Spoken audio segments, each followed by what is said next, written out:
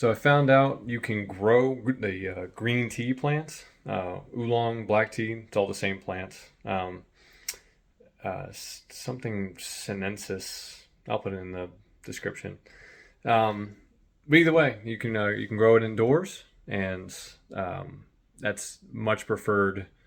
And I guess the only possible option here in San Antonio for growing it, because there's no way it's going to grow in the hot climate that's going on here. And you need some sort of prolonged cold exposure from seed. Indoors, it's called cold stratification. Outdoors, maybe it's the same term, but either way, it needs to go through like 60 days of cold. To that effect, I have put some seeds in a mason jar with specific stuff in the mason jar to keep it moist, and the proper acid level, I think, is the like a neutral acidity. But either way, here's a little tiny setup, and all it is right now is here's the mason jar. You can see the seeds in there all throughout, and that's just sphagnum moss. We had a leopard gecko at one point pretty recently, and we just had some leftover sphagnum moss that we used to put in her tank, and you can see all the seeds just kind of dispersed throughout. You can see it's still wet in there, which is good. It shouldn't be wet where there's water collecting at the bottom on either end. It was like that. I put some vermiculite on the top there. I don't know if that's the proper way to do anything or if it helps at all, but I did it. I've grown, or rather, I've inoculated some like rye grain with mushroom spores, and they always said to put vermiculite on the top like that, like a little casing layer to retain the water. I would imagine that the sealed lid retains the water, but can't hurt. So yeah, all those seeds are in there. They're going to be in there for 60 days, and then once they're out, we can plant them. We're on day 5 of my back hurting something terrible. I threw it out a couple days back. And I realized that spade after spade shovel of wood chips hurts pretty bad when your back is out. So I asked a friend if I could borrow his wheelbarrow for a week, and this week in particular, I have a little bit more time on my hands, a little break in my college semester schedule. So luckily that kind of lined up. I really wish my back didn't hurt so that I could just power through this, but the wheelbarrow is coming in handy. Here's the wheelbarrow, and I mean, there's the pile, and I got to get that pile as much as I can just over here. You can see I'm just trying to use the wheelbarrow as much as I can while I got it for this week.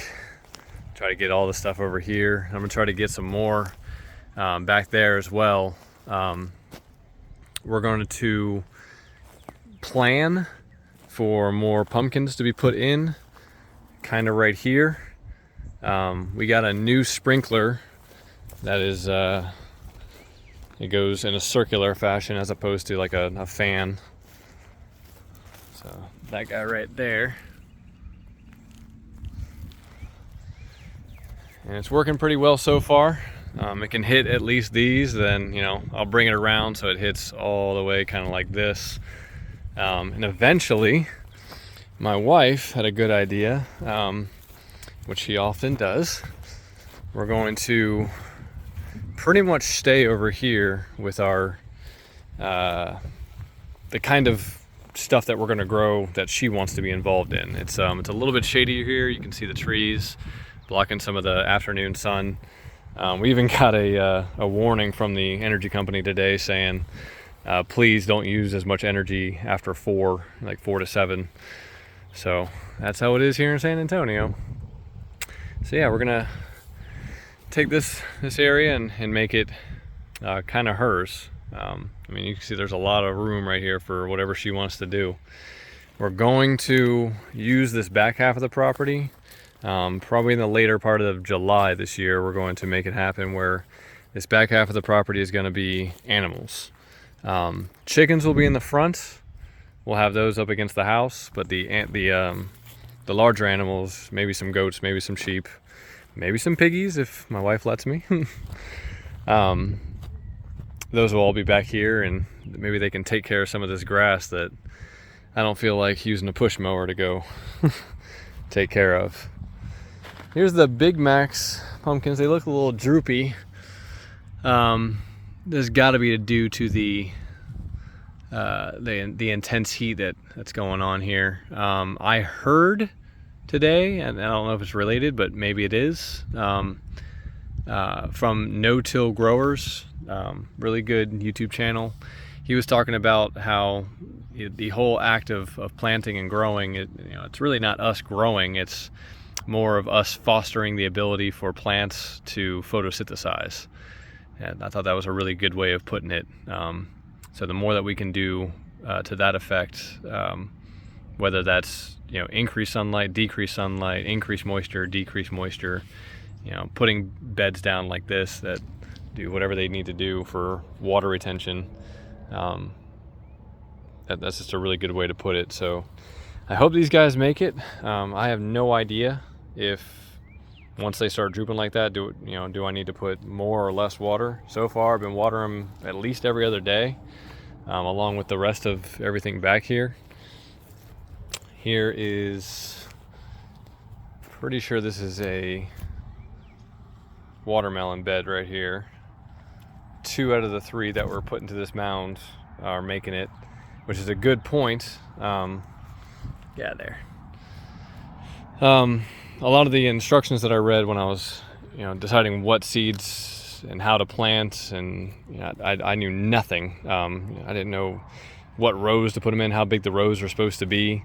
I even put, I bought something like $20 worth of flower seeds, and all different kinds, no idea what I was doing, and just kind of threw them in depressed rows as opposed to rows that are up like you're supposed to for a row. You put seeds in a furrow, it's called. But yeah, I put them in the depressed part, and they didn't make it. Surprise. And I did a lot of that. I mean, I was out here for hours digging those, putting them 1 foot apart per seed. And yeah, I don't see any of those after that. That was the beginning part of this year, sometime in spring. So they should have bloomed, but they did not. We have plenty of sunflowers though. We have these cucumber leaf sunflowers all over the place, and they're all over San Antonio. I guess they're loving the sandy soil and warm climate. And this year in particular, it was a little bit more rainy apparently. And I say apparently because I don't know the the standard. This is my first full year down here. But as far as I could tell, yeah, I mean it was raining pretty heavy during the rainy season of San Antonio, which I think is March through May or so. So